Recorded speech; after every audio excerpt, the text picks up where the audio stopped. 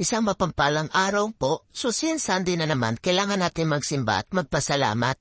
So this time, papunta kami sa National Shrine of Padre Pio sa Batangas. So 1 hour yung biyahe namin papunta, galing Cavite, via SLEX. Medyo malayo siya, but sulit naman talaga yung pagpunta at magsisimba dito.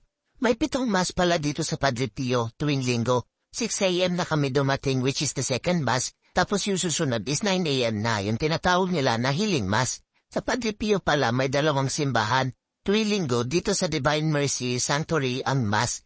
On Sabado naman dito sa bagong renovated na simbahan. Maganda lang pala kayo kasi sobrang dami talaga ng bumibisita at nagsisimba dito tuwing linggo. Pro tip ko pala, kung gusto nyo mas solemn, mas onti ang tao, pumunta kayo dito para sa 5 p.m. na mass tuwing Sabado. Mas onti ang nagsisimba kaya mas tahimik at peaceful. Bukod pa sa makakaiwas ka sa traffic, papunta at pauwi. Kaya pala dinayrayo yung shrine na to. Bukod sa madami ng dasal at mga himala ng pagpapagaling, andito rin pala yung mga relics ni Padre Pio. Bukod pa doon, madami pang mga lugar na pwede nyo ikutan dito. At may mga food court din pala dito sa loob ng shrine. May free parking pala dito ha.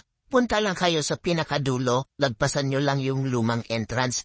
Hanggang umabot kayo doon sa bagong entrance. Kaya kung malapit kayo dito sa Padre Pio at gusto nyo din magdasal for healing, bumisita kayo dito sa National Shrine of Padre Pio.